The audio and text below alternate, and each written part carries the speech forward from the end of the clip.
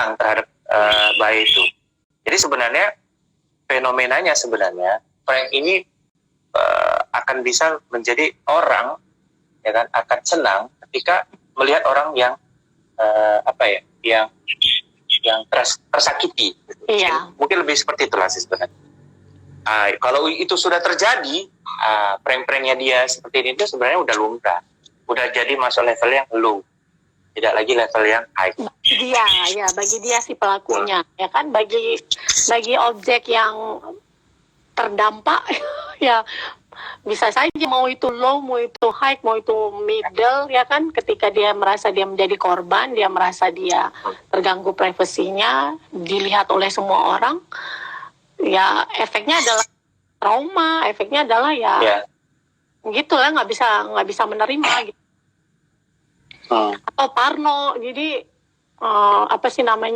ada istilahnya lack of trust gitu ya, bisa jadi dia nggak percaya pada siapapun lagi kan gitu ya. Terus siapa nih nanya? Sylvie nih. Sekarang ada faktor dari followers supaya banyak dan akhirnya dapat endorse. Undang-undang juga UUD, ujung-ujungnya duit juga. Ya memang orang akan ke sana sih sebenarnya. Kalau lihat sih ada juga ke sana. Kalau lihat followers dan lain-lainnya semua akan ke sana. Ya itu tadi kalau cerita itu berarti nyangkutnya ke konten ya, kayak tadi yang pertama kita bahas. Jadi karena tuntutan followersnya adalah dia memberikan konten yang bagus, yang baik, yang menarik gitu, walaupun itu sifatnya kampungan dalam tanda kutip gitu, atau merugikan orang lain, ya dia akan lakukan apapun. Balik lagi nih, kalau kepribadiannya dia moralnya bagus, ya dia kan nggak akan bisa sembarangan gitu ya, gitu. Tapi kalau dia ini dari Stompul, Pul. Dari sudut pandang psikologi, si pranker nasi busuk tadi, mana yang lebih banyak mudaratnya? Dia di penjara atau tidak? Bang Isan, waduh, ini bahaya. Jul, nong, coba nong.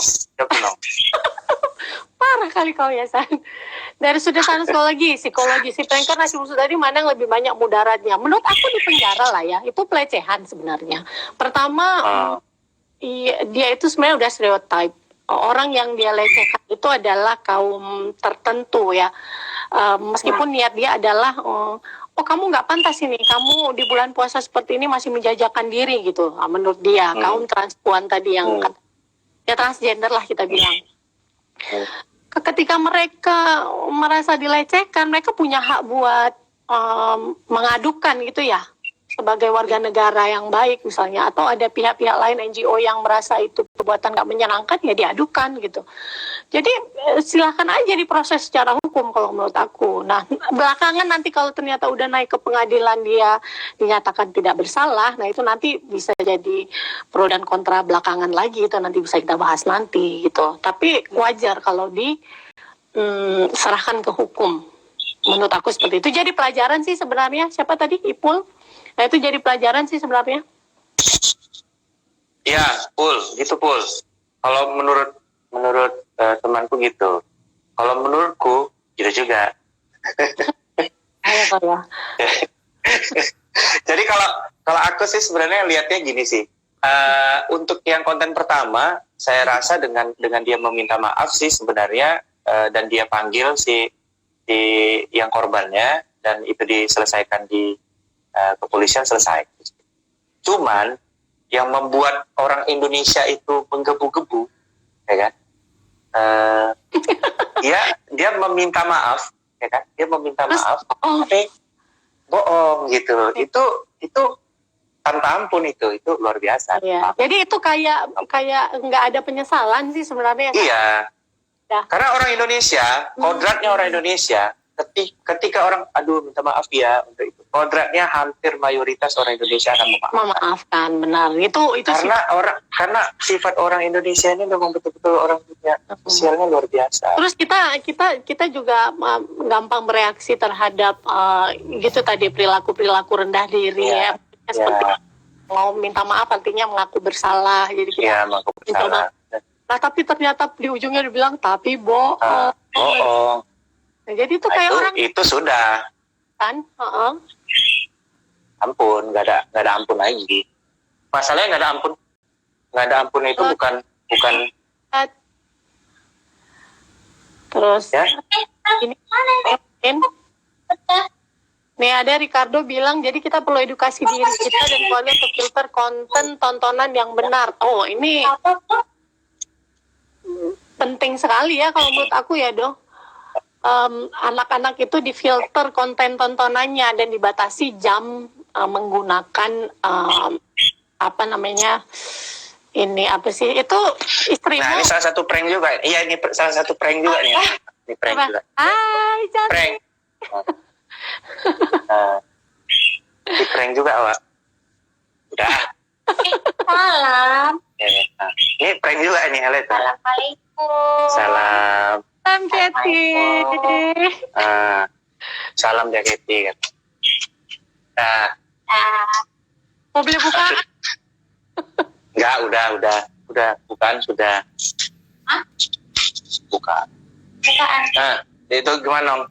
Itu tadi si Ricardo bilang kita perlu edukasi diri kita dan keluarga untuk filter konten tontonan yang benar. Itu tadi sebenarnya Insan udah cerita tadi soal anaknya yang dibatasin jam nontonnya. Masa di Royal Plus ya.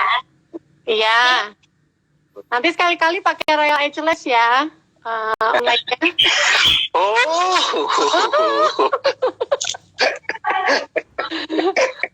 Malam ya Mama. Iya, biasa itu, Mama. Kita lihat lagi. Siapa lagi tuh? Mana nih?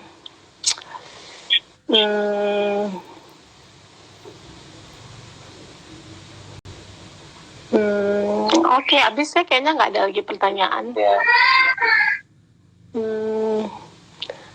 Kalau ada yang mau ditambahin kan? Kira-kira? Gak ada sih sebenarnya. Udah oke sih. Udah oke. Atau kesimpulan dari Dek Nong deh apa? Tunggu nih, tadi Desi nanya nih, contoh Amir Khan seleb Bollywood itu terhubungkan betul nggak?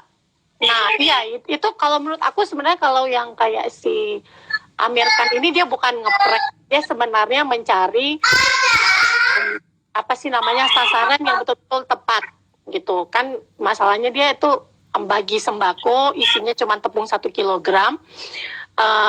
Dia berpikir bahwa kalau orang nggak terlalu butuh 1 kilogram tepung itu orang nggak akan ngantri. Nah, ketika orang ngantri berarti dia betul-betul orang yang fakir sekali gitu, orang yang gitu.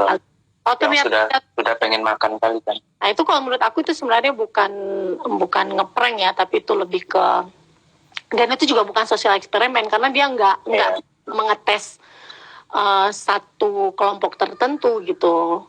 Kalau menurut aku seperti itu. Kita tutup atau kayak mana nih? Udah pada membuka wilayah Medan kayaknya, jadi kebanyakan kawan-kawan ini wilayah Banda Aceh dan pokoknya waktu Indonesia bagian barat ya. Ya kalau menurut aku sih penting ya pendampingan ya, mau itu anak-anak didampingi orang tua, remaja didampingi orang tua, dewasa didampingi sama pasangan, teman-teman saling mengingatkan gitu ya. Jadi tidak memberi contoh juga, karena ketika contoh itu diperlihatkan, orang berpikir itu that's all fine gitu, nggak ada masalah. Aku bisa coba. Ketika itu nggak berefek negatif, ketika temanku lakuin, mungkin juga nggak akan berefek negatif gitu. Aku seperti itu. Jadi kita asal lah social ability kita untuk hal-hal yang lebih berguna ya, lebih kreatif dan enggak menyakiti orang seperti itu, menurut aku gitu.